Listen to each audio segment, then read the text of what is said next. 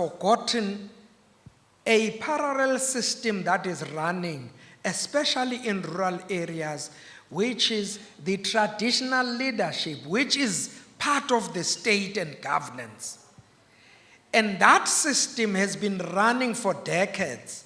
However, when we construct ward committees, we let that system operate away from this legislated environment.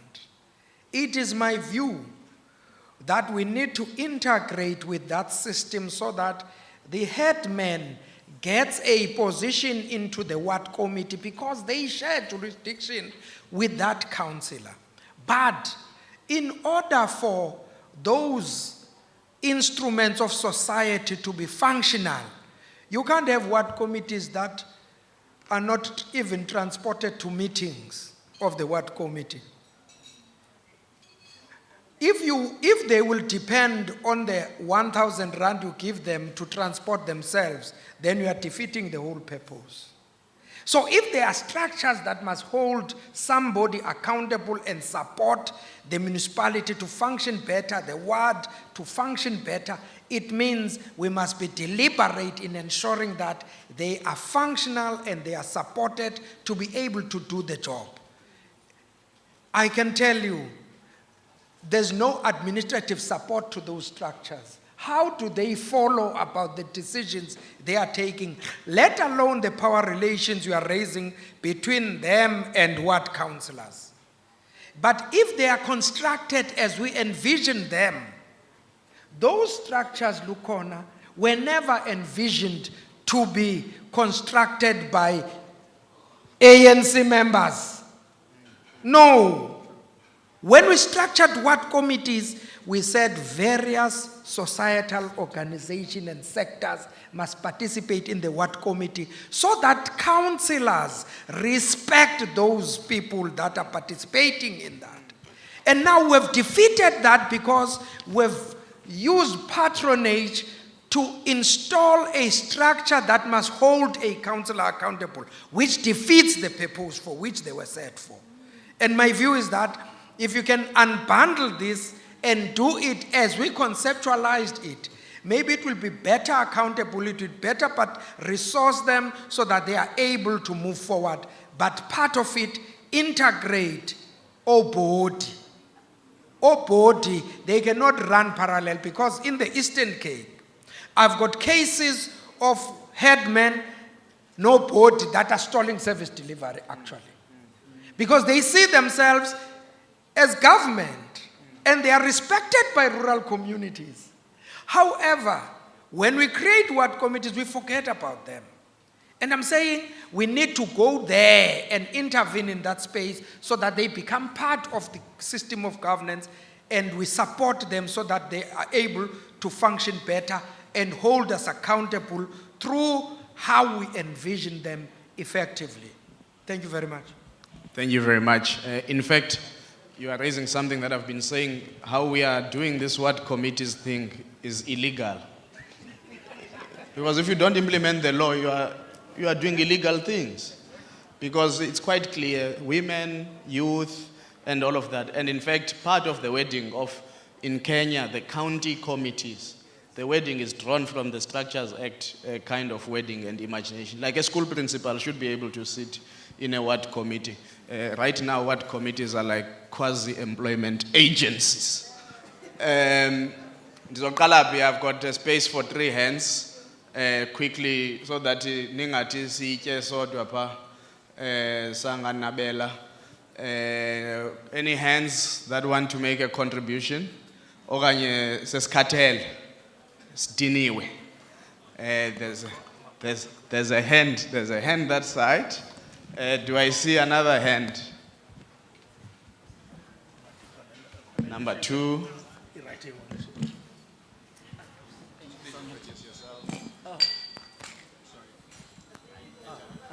Okay.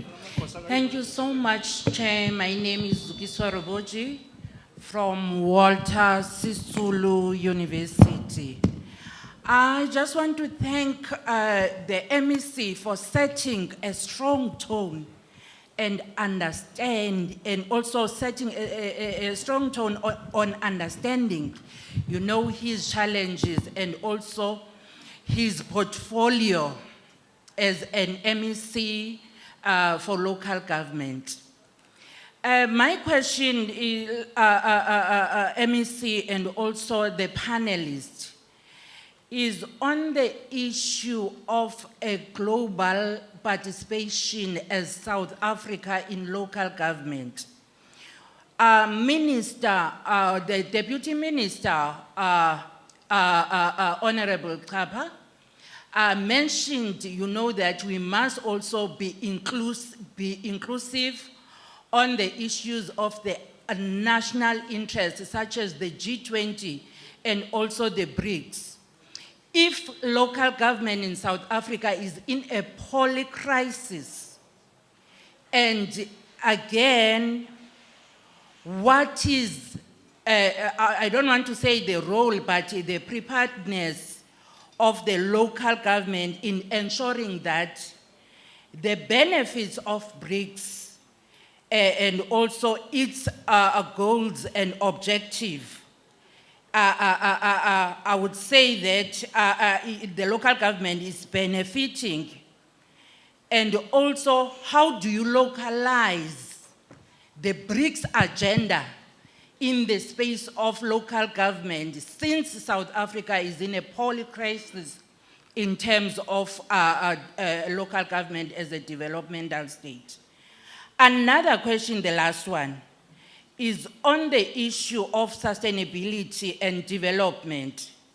How do you ensure, MEC, that at the end of the day, these are informal sectors, or I would say entrepreneurs, are also benefiting, you know, in this global contest without compromising our local instability, our cultural, our political contest, but in ensuring that we've got a BRICS-led cooperation, in so much that, you know, these investment can also, you know, these local investors can also partake in these global agreements.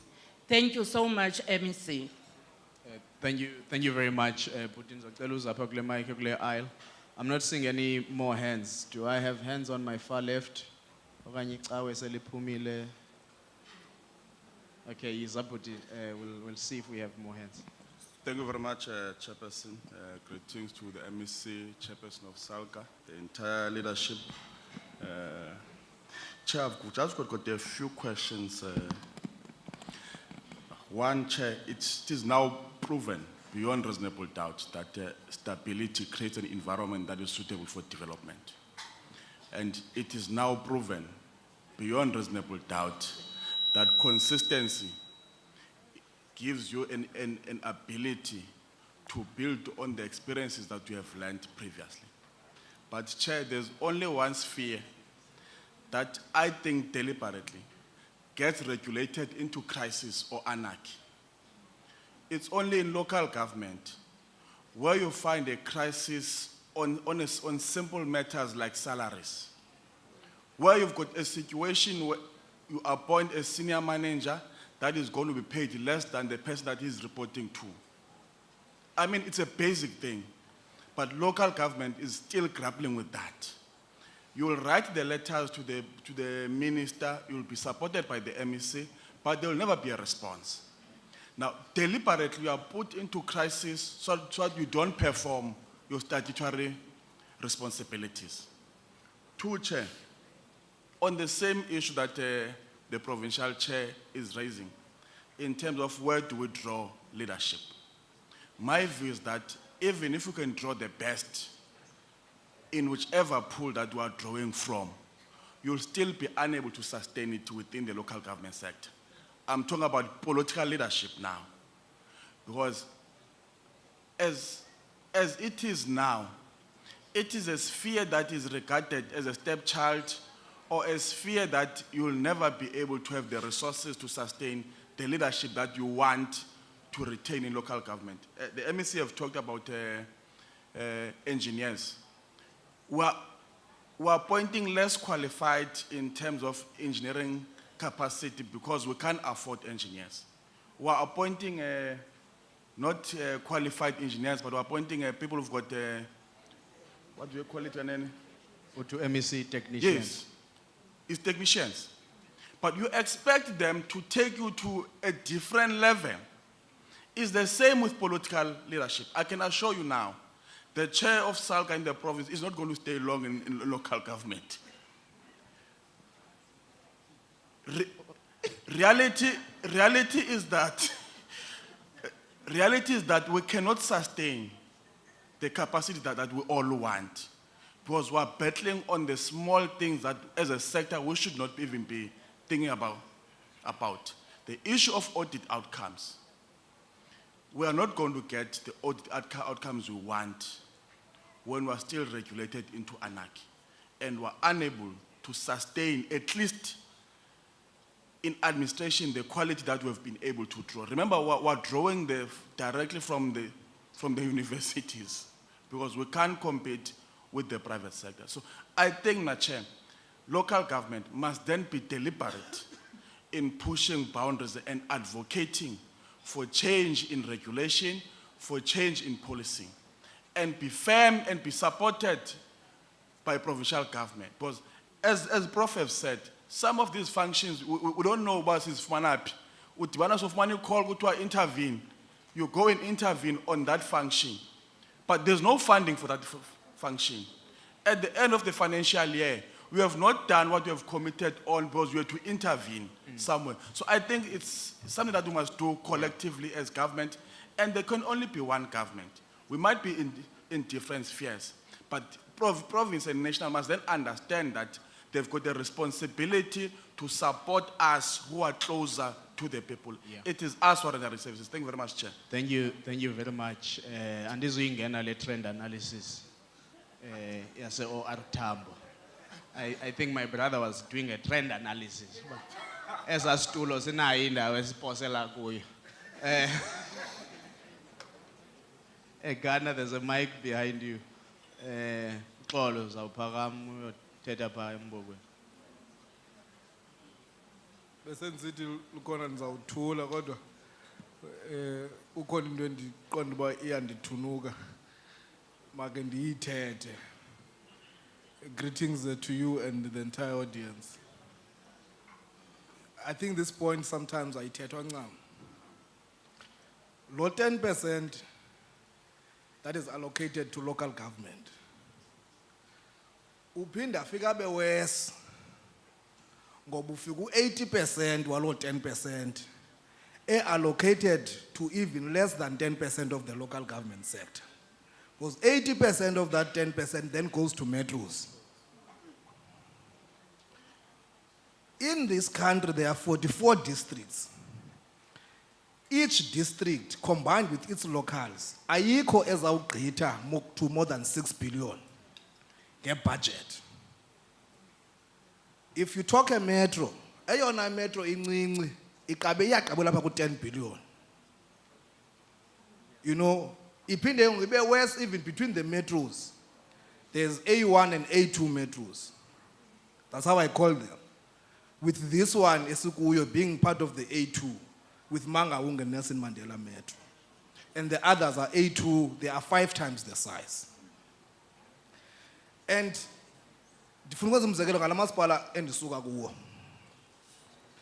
where I come from in KSD municipality, we have a responsibility of 2,093 kilometers of a road network.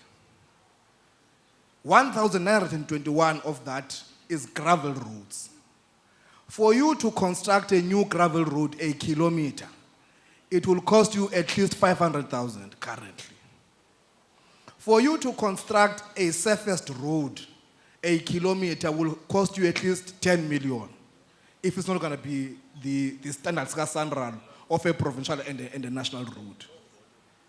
Now, with 174 kilometers of access roads only in Mtata, if it was dilapidated, they must be recapitalized.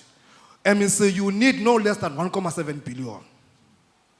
The budget of the municipality now both operational and capital expenditure combined is at 1.8 billion. If you go to the annual financial statements that have now been audited, the asset base of the municipality was sitting at close to 3 billion worth of assets, and our budget is 1.8 billion. And we are expected to maintain assets that are 2 billion with a budget that is 1.8 billion. So even if you can try and attempt and meet your 8% mamutungata as a percentage, representing as a percentage of that particular budget, it is impossible. Because the basic accounting equation is that assets must always be equal to your liabilities and your retained earnings. It's a basic accounting equation. Now, the vast majority of your district municipalities, unlike the metros, have no access to municipal borrowing and the bond and capital markets to augment that particular resource capacity. So the point I'm trying to make sure is that if we can talk the vertical, horizontal, the simple thing that I think needs to be done at the very least, which is what Salga has called for through their own study, at least increase the allocation to 20%. So if we can achieve these other things in the rest of the 15 months, as CEO was saying, but we can at least try and meet the 20%. And this thing is quite easy to be done is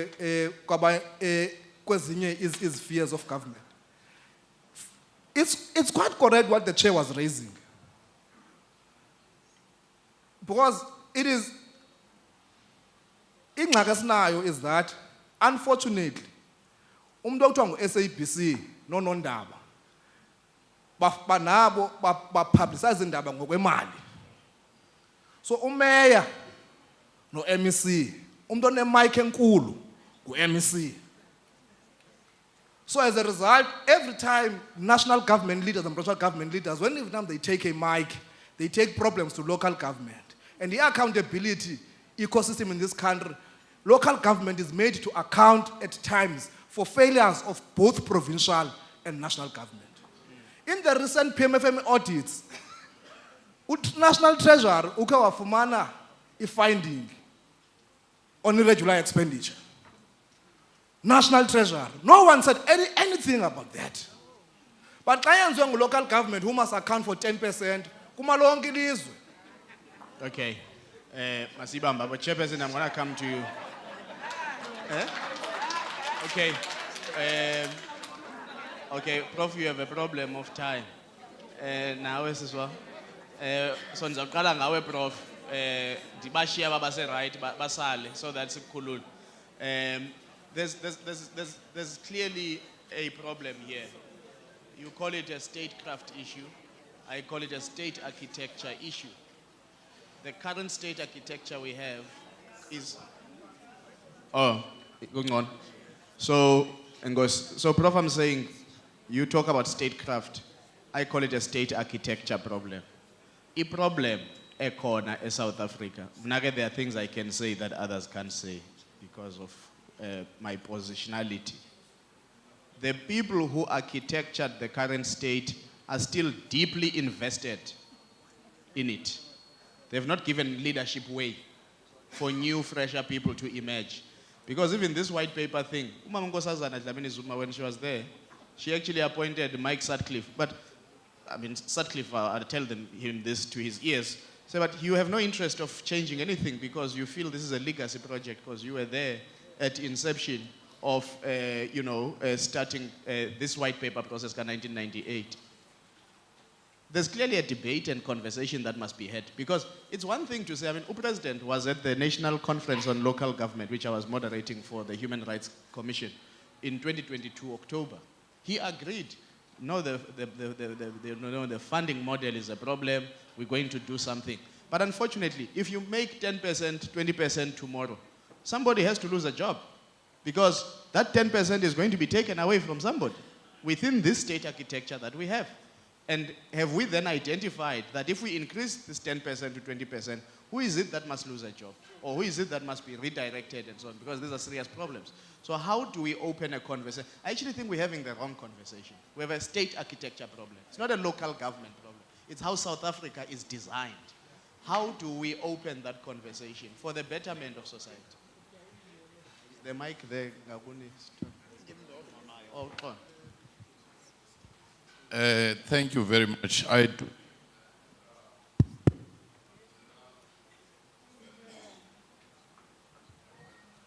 Ibigati Isabel.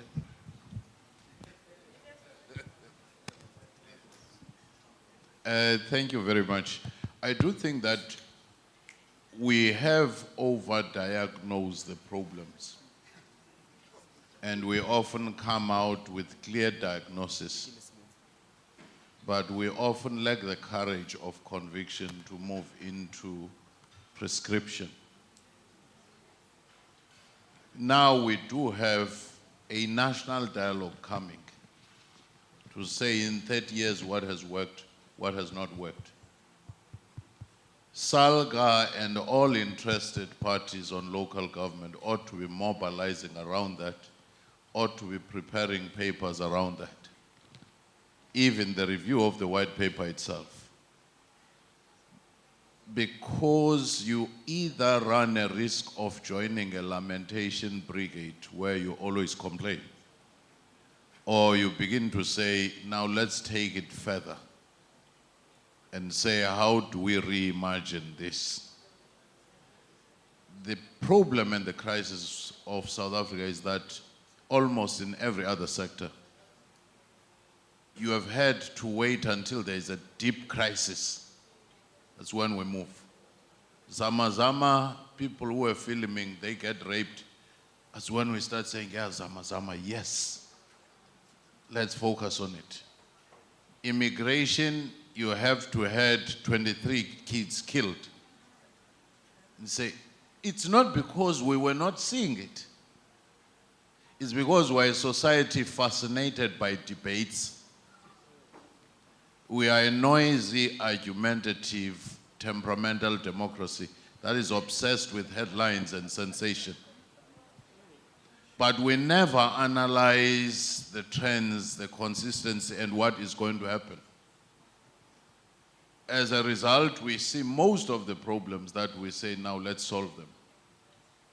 When we went to brief the president in 2018 as Indlulamti scenarios, we said, in the scenarios, we see that by 2024, you'll have a coalition government. There will be no majority party. When to address political leaders of different parties. But because we have this disbelief that it can happen, until it happens. Load shedding, the same thing. It's not like a black rhino that suddenly appears. Until as a country we have a strategic foresight, even on issues such as availability of clean water. It's not something that you can turn around. You'd have to spend trillions if it happened and you have to react. But if you start saying, how do we channel perennial rivers? How do we work on the infrastructure that Chairperson Ngondwana was saying, you build a road and so forth. I think the president as well did mention that.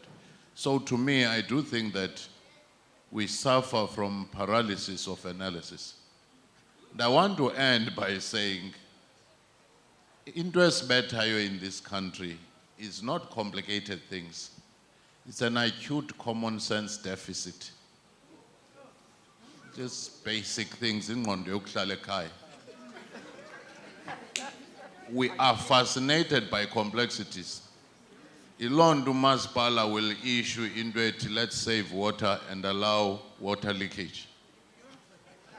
Eskom out, let's save electricity, switch off the geyser, but you run through all townships, lights are on. No one is talking about that. It's not very complicated. Just like the issue of provinces and local government, we've talked about it. Every conference of the ruling party, every Lehotla we talk about it. I think we're fascinated by it. The Premier of Northern Cape, Dipicho, the first one, He said there were people sent from Zimbabwe and elsewhere to South African workshops of this nature. And they were told to take notes, record, never say anything. Why? They said South Africans are brilliant. They come up with ideas. Don't contradict them. But when you are finished, just bring them so that we implement them, because we do not have money for workshops. You won't feel guilty because they will not have implemented them. A simple exercise, a provincial conference of this nature by Salga. Have we done an audit of what we agreed upon? So that when we plan for the next one, we say, no, let's not move forward without first solving what we said last year. If we have not done it, we're likely to sit here next year and come heavily disguised as if we are shocked by everything that we're analyzing. It's the same thing as I see across the country. Municipalities will build a 40 million cultural village here, never open it, lock it and leave it. They come and with a goat project, they open and leave it. They go elsewhere. It's not just local government, provincial, the same. You look around Mbaza here, there were industries. There were industries in Vuli Valley, there were industries in Butterworth, there were government buildings. I go to Ulundi, you have the whole parliamentary complex. When you say, why can't you use it? No, it belongs to public works. No, it's complex. We're going to talk about it. Northwest doesn't have a single airline going there into the capital. The airport is there, like Bulembu. But we're so fascinated with debates about what to do about that. Right now, we have 70 billion worth of properties as the state. But we're renting close to 6 billion rents with your property next door. So ingathi sithwetyulwe nanso nje ingxaki yethu. English ayizekho. You'll never understand. These things are very basic. In my own village, we've had water from Zizwa Mountain long before 1994. We put money together to buy pipes to repair. We trained 3 or 4 people to fix it. We've never had a problem of no water for more than 2 hours. Because we just call Kinega Izolungis. So the day municipality came close to us and said, don't you want us to register? Said, ngeke ndizawusifakela libulawo lenzeka kwezinye indawo sathi sicela nisiyeke kanje. Because kwamasipala you will have to get it tender advertised by potholes 10 kilometers ahead. Instead of taking that same tender and just close the pothole. And it's not a local government problem alone. Provincial, the same. National, the same. I almost fainted in my new job when I was told a person has been on suspension with full pay for 12 years. So when I say we've been bewitched, it's not because we do not have resources, but it's how we use resources. If you were to just release those resources and have efficiencies, you would be able to pay for municipality. The conference I went to in Uganda, it's a continental conference. We had one of the biggest delegations. But I think only 3 of us religiously were there every day. Because South Africans appear in the opening conference when the president is there. They all fall sick for the whole week until you mention the word gala dinner. Then they reappear. They come back, the suitcases are so heavy. And yet in the program it says you'll have excursion. But they are calling South Africa, they say it's the biggest power, except that we underestimate and undermine ourselves. All these resources we're talking about as municipalities, just improving efficiencies, you would move from 10% maybe to 30%. Just say, let's do a zero-based budgeting. Whatever you have saved will be redirected to municipalities. You'll see what will happen. Thank you. Thank you so much, Prof. And bangakuthwebuli endleleni airport. Ndanigqibele kodwa kungathakathwa apha eMonti into yethu pha emampondweni leyo kuthakatha uvile usikisiki ibizwa kwayiphi drama and izoyela usikisiki ndizokubonisa uzondazi kakuhle uyawundiphupha noba ufuna.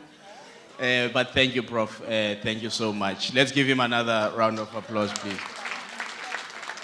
Sihlalo, I'm going to come to you. You know, I'm going to marry this. I mean, I think the point was to say brilliant people don't last in local government.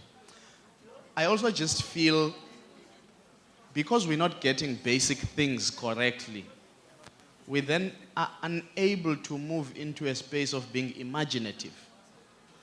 You know, at some point, China was not manufacturing cars, as in Chinese-based cars. Somebody tells me that VW was closing a production line in China. But now, take the one here, up South Africa. So an assembly line, you lay it out for a particular model, and it lapses, and then you pack it. So the Chinese came and bought an assembly line at VW. And they said, no, don't pack it for us. We'll send our guys to pack it and package it so that we can see each component. Then they took that line to China and they started experimenting with it. That's how the South Koreans started Hyundai. They took a Volkswagen in Germany, they brought it to South Korea. So when Premier was speaking here, you know, about absentee rates of Mercedes and VW, I'm worried that we are not thinking big in this country. I'm surprised that we don't have a South Africa model of a vehicle. Yet we've got assembly lines for BMW, for Mercedes, for Ford. I mean, kukhona nale truck that got a FAW, new injection. But we are not leveraging to then take the skills and create our own things. And I would imagine it starts by designing, then taking people who have retired, who have been there, to now start manufacturing. Now China is forcing established manufacturers like VW to claw back because they are producing cheaper cars. Nazi Havals, zigijima zigcwele South Africa yonke ngoku. So part of what I'm asking as you respond is, where is the space for big ideas? Because Premier says LED is not about tourism. But nobody desires to go there because akukho tendering. But that's exactly where the engine room of development should be. Where is space for big ideas in local government? Because you spoke about interference. And unfortunately, it's more than interference, this thing. There's also just the killing of people who stand for the truth and do the right thing. Singaqhathana sihlale apha sithi no, do the right thing, do the right thing. In this municipality, somebody was gunned down not too long ago. So where is the space for big ideas, and who's responsible for opening up the space? Ngoba mina ngeke apply kwamsebenzi wa local government. Ndingafa day 2. Thanks so much. You know, I do want to emphasize this point first before I come, that in whatever way of putting any argument, the underfunding of the local government sector, we must not dare seek to apologize for it. That thing has to be addressed as a matter of extreme urgency, and without addressing it, there's just nowhere we're going to go. That's the first point. But the second point that I want to make is that You know, in South Africa, to prove that your son is smart and successful, it must be to the extent that he's working overseas. Then, what does that mean? It means that we believe that the best minds do not have space to flourish here. It must be elsewhere that they flourish. That's why my son is so good that he's working in the US and not here. So this explains why are we so rare in touching new hallmarks in terms of development, both technologically and otherwise. So this is the reality that we're confronted with. I keep coming back to this point to say, aren't there some dialectical contradictions between leaders at various spheres of governance? And let me make this point that we have got DDM, which purports to center development and even imagination along local government spaces, that is in the form of districts. But here's the point that I'm raising. How far are we, Jola, in developing regulations that compel provincial and national departments to prove that in their planning process, this is how these districts have been involved, and this is how these plans are guaranteed to take into cognizance what is the plan at local government, especially at the districts. I have not heard of such a regulation. The DDM, as far as we are seated here, is about national and provincial government imagining elsewhere and come at least do courtesy to say, district, we're coming here with this project. And that's just courtesy to say, at least now they tell us we know. But ideally, in the spirit of this DDM, it should be, because this project, it must be coming here as an outcome of an inclusive planning and imagination, starting from the lower level, that being the local government, to the province and to the national. And I argue that the dragging of feet in regulating the commitment of provincial and national departments into the DDM is one of the, I would say, malicious kind of inactions that I argue that could be related to the dialectical contradictions that there are between the spheres of government, which I argue must be taken care of. Now, I agree, I think the Premier has put it very correctly to say, mayors must lead the imagination process. And secondly, I agree fully with you when you said, look, the legislation, if it were to be exploited to its optimal capability, we could be a different country. Look at how we talk about Inkosi Jola being included into the ward committees. But we don't have explanation why they are not there now, because that's what the legislation prescribes. We don't need a new law to include them. We need to implement the currently existing law to include them. Now that's unfortunately what no one of us sees and has been able to see. Talk about the crisis we're confronted with now, spaza shops, this and that. As a matter of fact, no new law is being passed. It's just a plan to enforce the Immigration Act. It's just a plan to empower municipalities to exercise their powers. So the legislative framework might not necessarily be a problem, but what might be the problem is whether or not the leaders at the seat of governance do have an imagination of what might have been in the mind of the legislator when these laws were being passed, to say, what was it that was sought to be achieved? So mayors have got the duty to lead the charge. Before looking for new laws, we have to exploit the currently existing laws. That is the reality. We have to imagine and lead our people in our communities into the processes of imagination. But here's the last very problematic point. We have to be prepared to be in contradiction with our colleagues at provincial and national governments. We have to be prepared. Because if you talk about local government, talk about members of Salga here, talk about the provincial members assembly who are gathered into here today. A member of the provincial and national government can walk in here and tell us mistruths and we clap.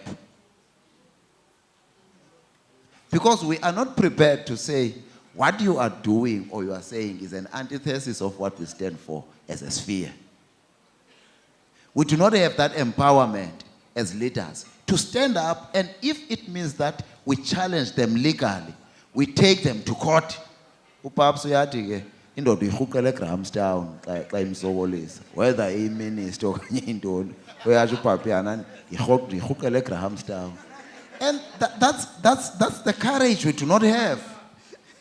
Because as izinto sizikhalayo bazibulala local government zenziwa phambi kwethu and we clap, and they will sometimes have the decency to come to our fora and tell us that, look, you are nonsensical, you know nothing, I'll do this and that, and we clap. So how do we create a caliber of local government leadership that understands that we are strategically placed at the sector and at the space to defend the interests and functionality of the local government space? We need that caliber of leaders. Then innovation, imagination, etc. will flow because we are a free cohort of people. Thank you. Thank you, Slalo. PDO, Nzogniki Tuba, before I wrap up with everybody else here on my panel, if you can just give us that burning question or remark.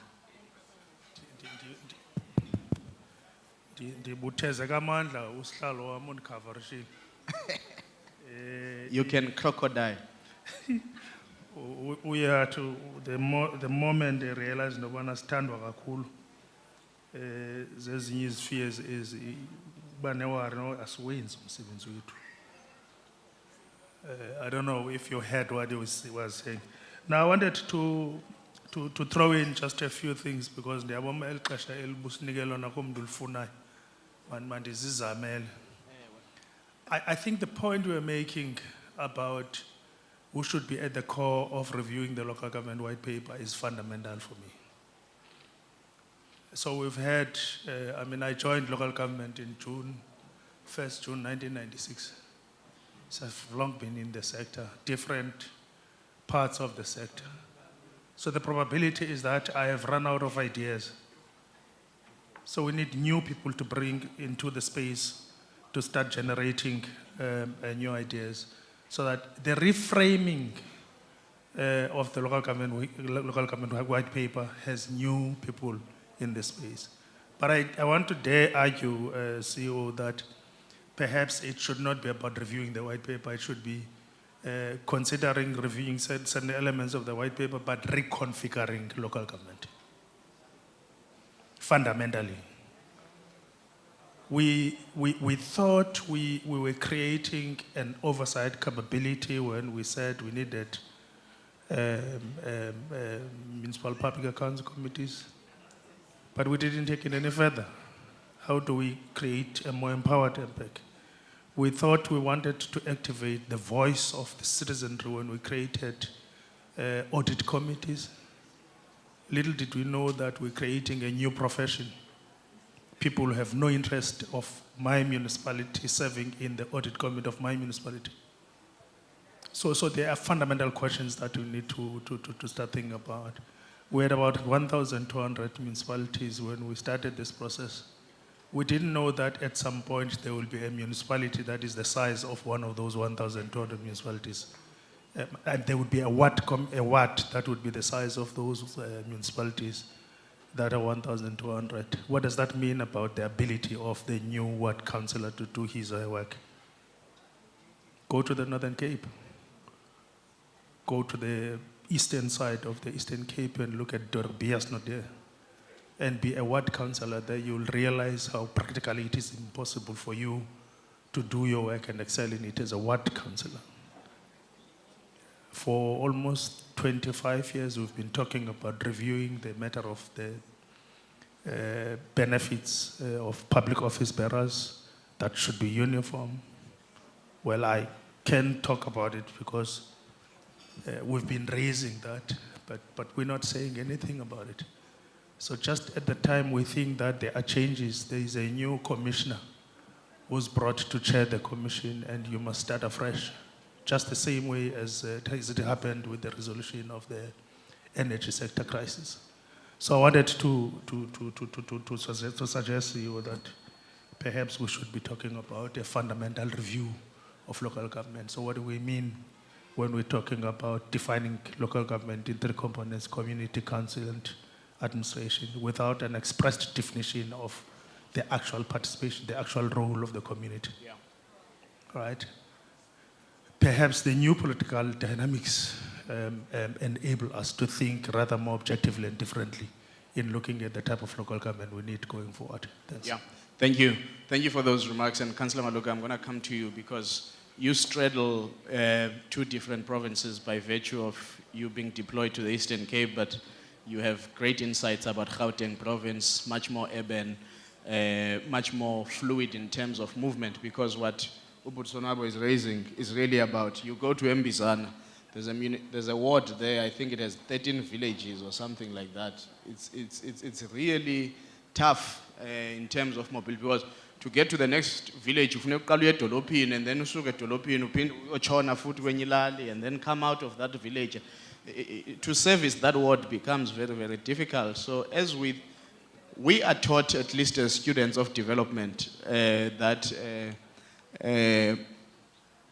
development must be context specific. There's no one size fits all. How do we move away from what I am hearing to appear as some one size fits all approach to local government? Very true, because we... And ndicela siphula ndandike ndayi-prefect ngelinye ixesha ebomini.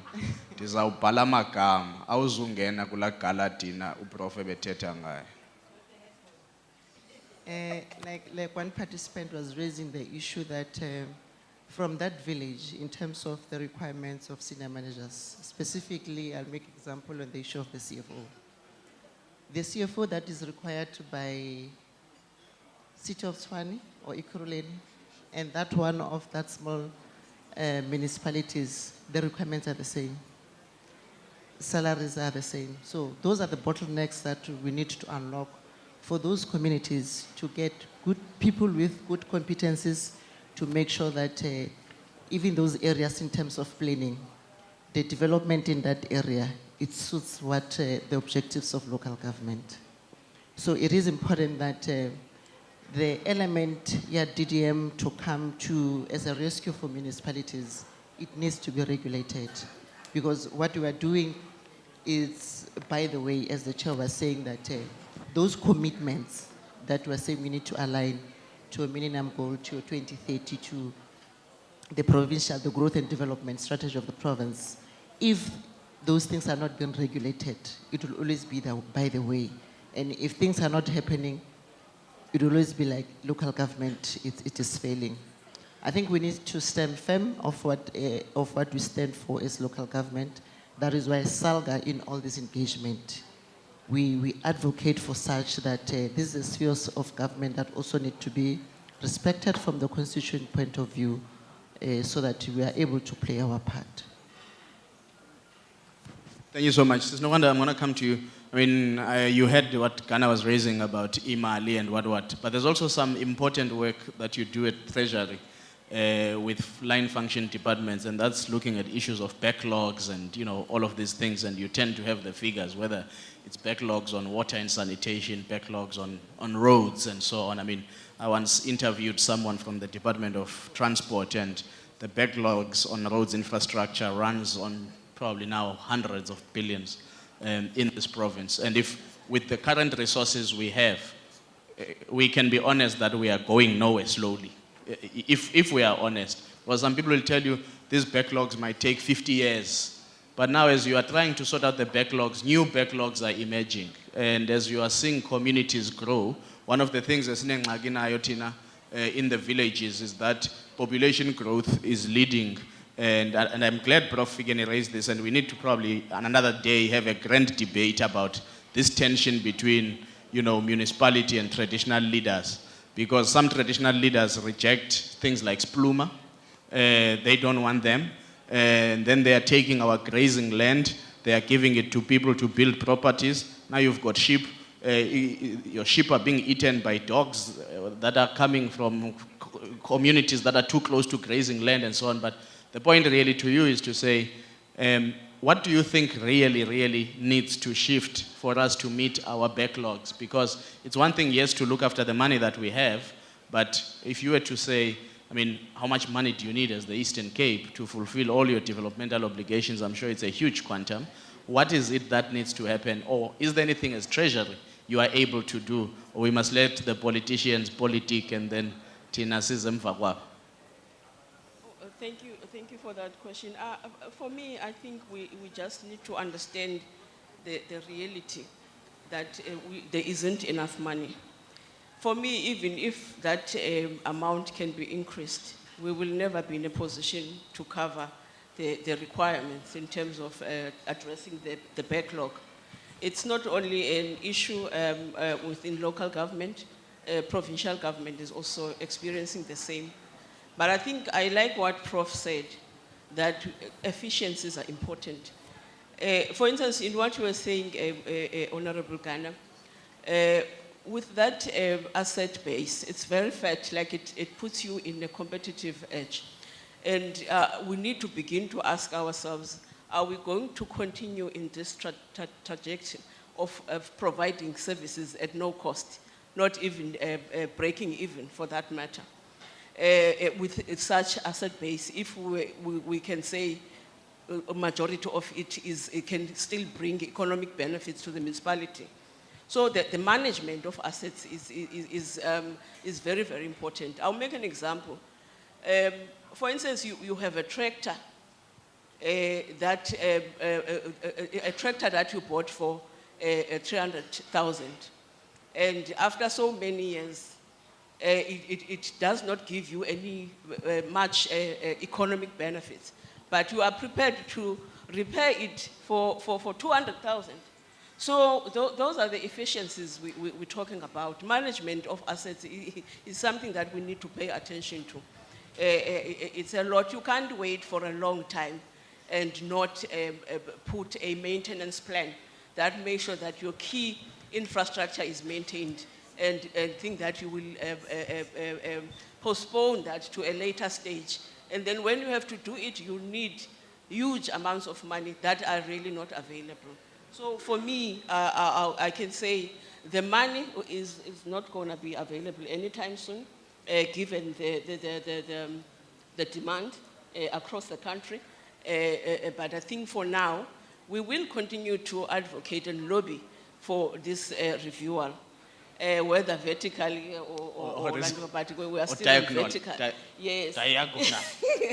So, but I think efficiencies, managing assets, the manner in which we're supposed to be, managing them, given that that is a tool that is meant to provide services and also give us economic benefits. No, thank you. Ghana, if it was in the Free State, I was going to call Ntate Tuso to say, hauna snokono komfanaka.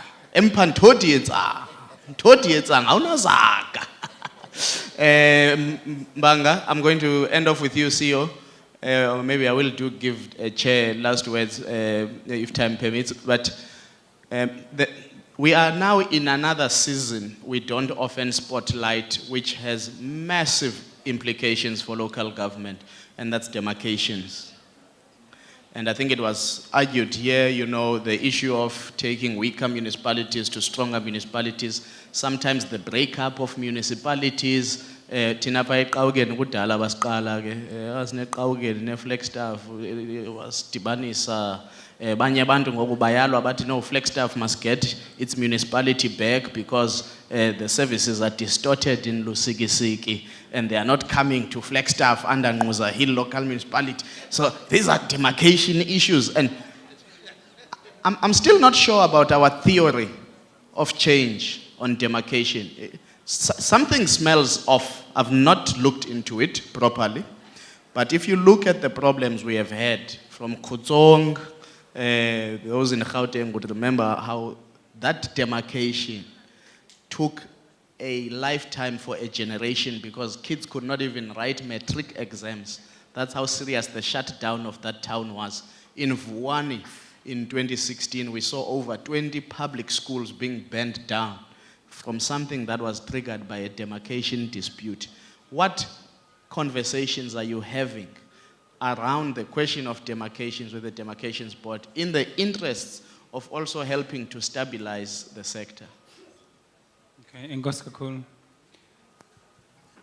Can you please just give me maybe one additional minute? No problem. Ethi, isicelo sam is that as we grasp Sihlalo, this opportunity that is created, a white paper review, we must not leave behind a civil society. So civil society just to capture the imagination. Yendo kokuba success yaye nawuphi na urhulumente wasekhaya ixhomekeke kwi-organizations ezikhoyo kolo luntu. So uba uthi usobs apha, we must reconfigure a local government, and I agree perhaps that should be the objective. Kodwa, if we are going to think about reconfiguring a local government and exclude society, that will be another big mistake. Because as it is now, Sihlalo, if you look at what government is telling us about a review, there's no role for a local government there. In fact, to be clear, there's no sense that all the 257 municipalities will be having a voice. It's almost as if a conversation between national and provincial government about what to do in rethinking about local government, which is dangerous. So isicelo sam sesokuba thina singorhulumente basekhaya, we must actually get ourselves organized in such a manner that we work with civil society to then say, here is the voice of local government on this issue called the review of local government. Because at the moment, we have not been invited, so to speak. We have been told, kuthethwa ngathi, kodwa asikho setafuleni. So it's something that I thought I need to say coming out of here. Perhaps even to a point of pushing that, and it's not my role, but I think it's important to even suggest that this being a political platform, that the political leadership of this province must even go to a point of having a resolution on how to approach this local government review, so that we as officials have guidance on how to go about this process and also be clear about what are the intended outputs, political outputs of the process of the review. When it comes to the issue of demarcation, I agree, Lukhona Gendo Etim, communities kudala zixabana nohulumende through a demarcation board to say yekani ukusahlula-hlula. In fact, upresident weSalga unomzekelo adla ngowenza xa sihleli ne-demarcation board ethi i-role ye-demarcation board kukohlula imizi phakathi ufumanise uba utata wekhaya uleli kweli cala, umama wekhaya uleli kweli cala, emzini omnye kuba i-demarcation board ifikile yayohlula phakathi lo mzi lo. And that's the truth. But part and parcel of what could be from a research point of view, some of the things that have led to into yoba kubekhona i-demarcation eyenzeka ngolu hlobo yinto yokokuba kukhona into ekuthiwa yi-political expediency. Ufumanise uba abantu bayakruthakrutana ebranchini njengoba ebetshilo ndicinga fana uba uprofessor Fikeni ebetshilo. Ufumanise abantu bayakruthakrutana ebranchini. Athi lowo yiswayo ebranchini ezibona uba uyoyiswa decide into yoba makaye kwi-demarcation board so that iward yakhe iwelele kweli cala asale eyiphethe lowa asale injalo. I mean, that's the reality. And in fact, that's part and parcel of the matured leadership that we as local government, unfortunately, we have to produce. It is going to be upon us to save ilizwe esihlala kulo. Akakho omnye umuntu ozasiseva ngaphandle kwethu. Hence, I'm also insisting kule nto yokuba masingamshiyi ngaphandle civil society kuzo zonke into esizenzayo, because ngaba abazasinceda ngantoni nge-solutions. So we are working with demarcation to try to resolve this, and the one decision that demarcation board is recommending to national government, particularly the president, is that demarcation mayenziwe after a relatively long time. The proposal on the table is that at least emva kweminyaka elishumi, then masicingeni into yoba sizawukwazi na uphinde si-redemarcate. And even then, kufuneka kube khona i-formula eqingqwa ezakwenza into yokokuba umuntu angavela afike ademarcate, azibeke into yoba zintoni ezibangela uba ndifuna ukohlula le lali kule okanye le ward kule. And that's about the best thing we can do technically, singu-Salga. Enkosi kakhulu. Thank you so much. Chair, I'm going to end off with you just a quick word. Naba bantu base Pondweni, the home of legends. What is the one thing that they must go back and do after these 2 days to make sure that indeed this home of legends is not a rhetoric, it starts being a reality, and through their efforts they can infuse some pride in locals about local government? But I'm sure you might have other things that you want to share. Yes, thanks so much. Tina, in the space of local government, as one would have heard from all the presentations that have been made, do not shy away from our structural weaknesses as a sphere to say, this is where we think we're weak. In actual fact, we move further and drill down to individual contributions and say, over and above institutions failing here and there, there's also this kind of behavior by individual councillors now, meaning we should be drilling down to the bone to say, where are the problems? But we will need a concomitant admission and acceptance from our colleagues at other spheres of government to say, I go back to what I said earlier on, let's agree if we think there has to be local government or not. But if we agree that there has to be local government, let's empower local government to be able to discharge its mandate and responsibility.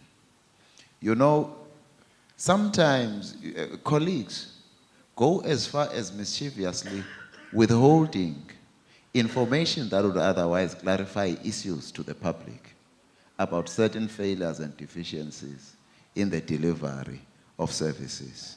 And when we say there are sometimes what we would consider to be malicious, charges towards municipalities, towards the sector and the sphere, it is on the basis of facts that leaders at provincial and national must not be threatened by the existence of local government. These are two different spheres. But we must say to ourselves as the sphere, as municipalities, whilst we emphasize correctly on the need for the review of the funding formula, etc., let's optimize on what we are able to do. How do we survive in the current set of circumstances? This is the point that we must make, because part of the weakness that we have as political leaders is to allow ourselves to be ceremonial beings at institutions who must from time to time be invited by bureaucrats to be told how we're fending off, how we're moving in spending, how we're doing this, without us being involved. When Constitution talks about local government, it talks about both executive and legislative authority of one institution being vested in council. Meaning which the structural dichotomy that we sometimes try to create does not really apply in the local government space. In the local government space, if you are a mayor, you must just be everything. You must know everything that happens. It's as simple as that. You can't be saying today, no, I don't know this because it falls within the office of the Speaker. You are the political head of the institution, you must know everything. I am aware that our colleagues, the bureaucrats, at times, as much as we get blamed because we frustrate them on implementing, because we want to tell them where tenders should go, but the truth is that we also know that even the bureaucrats tend to be the dispensers of tenders at municipalities. If you go MM, no manager or Jelumbambo, because nguyo wabela abantu tenders. It happens, xa ingena uthi nqa uba hey kutheni kwabithathwa MM wabizwa ojelwa imbambo ukhono imeya wazi ubuphethe because bayayazi bafowunela yena uyababela usisikhulu xa ehamba nika umlenze ogusha ahambe. These are the truths that we do not talk about because we often make reference to councillors, you know, because by the way, not even municipal managers as individuals are supposed to be dispensing tenders. There is a system in a municipality, not an individual. So to say it must only be us who can potentially, encroach and never the bureaucrats is equally mischievous. And once as politicians we start believing that our political power is being usurped, we tend to be different animals. But what is important is service to our people. What is important is service to our people, is thorough follow-up on expenditure patterns at all departments, infrastructure and operational. We must know what is happening.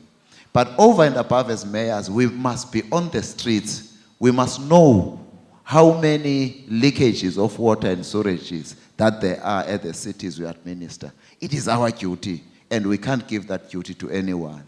And in the context of us being decisive, we must learn to hold bureaucrats accountable. And we must do that whilst there's still warm friendship. Let's not wait until there's tension. If you have got an issue of underperformance from a bureaucrat, whilst you are at Wimpy having lunch, serve him with a letter. Once you are at Wimpy having lunch, give him a letter. So that he reads the letter and you finalize the food, he goes back to office to answer you. Then you learn to hold each other accountable without making enemies between yourselves. Do it whilst it is convenient and friendly to do it. Don't wait until you are angry. Don't wait until there are tensions. That's what we should be doing. Thank you.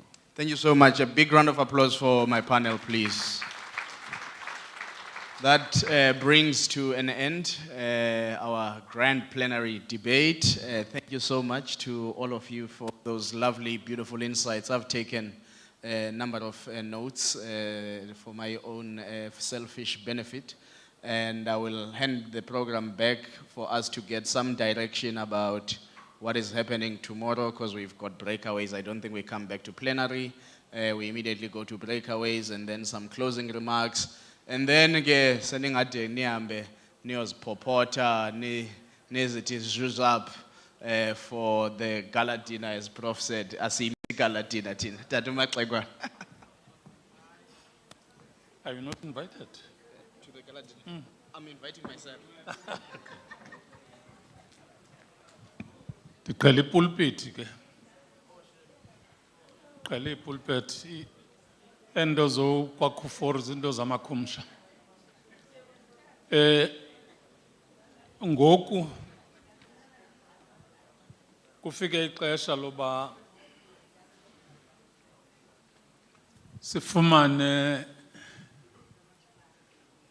a wrap up note. If asinawenza namhlanje siyenze kusasa. I don't know where the PDO is. I think the overwhelming view is that when we are fresh, all those closing remarks must be done in the morning. So that we polish up, because we have taken notes on what was discussed and what was raised from the floor. Mamuzonge, kuzawuphinda kuqale mna kusasa. Ndinikezele kuwe ke after recap instead of closing.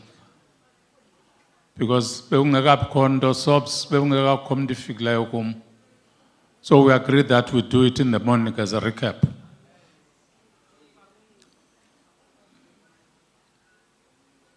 So yes, siyajika ke ngoku le program, so that in the morning we start with a recap of what was discussed. If you look at the program here today, kune outline yes sub conferences. Kumsebenzi wangomso lo ayingwanamhlanje. Kumsebenzi wangomso, that will be done by Deputy Chair Zonge. Uwelake is writing a note for me. Are you writing a note for me? So that will be done tomorrow. And then today will be ending right here. But that note will guide on what direction we must take. Kaya xotha la note. Ibhalwa ngenxele ngokunxele liqala from the right qalibhala libhekise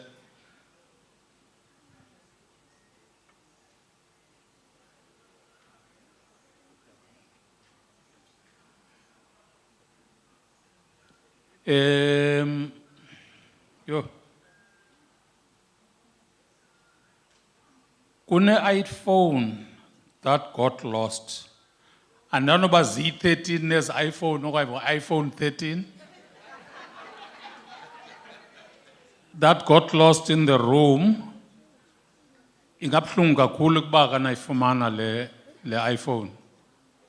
Stella umntu oyifumeneyo please.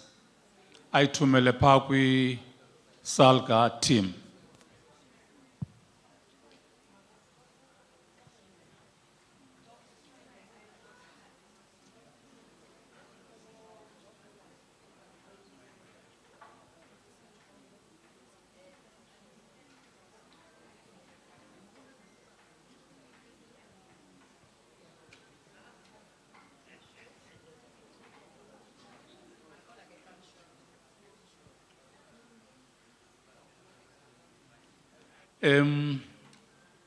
Anyone othole iPhone, Banbengos, please. Please, if kukumdo ifumeneyo le iPhone. Ayikafumaneki wela? Yo. Kumcimbi onzima qithi iPhone. Andikabi nayo nami iPhone ngoku ndineminyaka eyi-60 ndiphangela.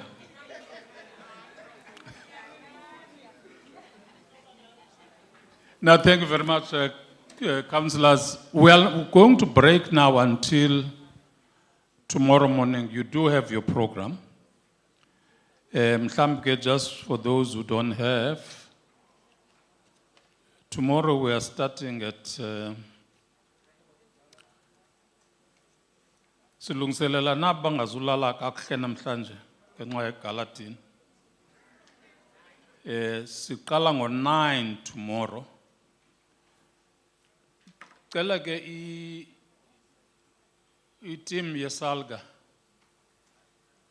into eninzi bezi soft drinks than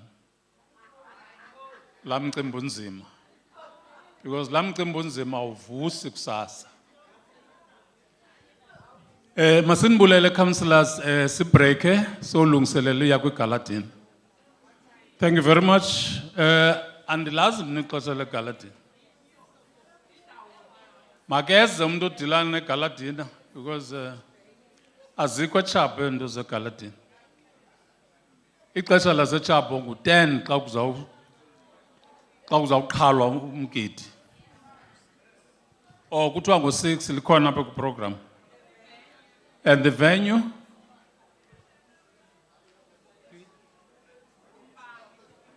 In a number room? I know mendikhangela uSalga uzabe ebhaliwe apha phezulu. 6 o'clock, thank you very much. You know what to wear. Good night.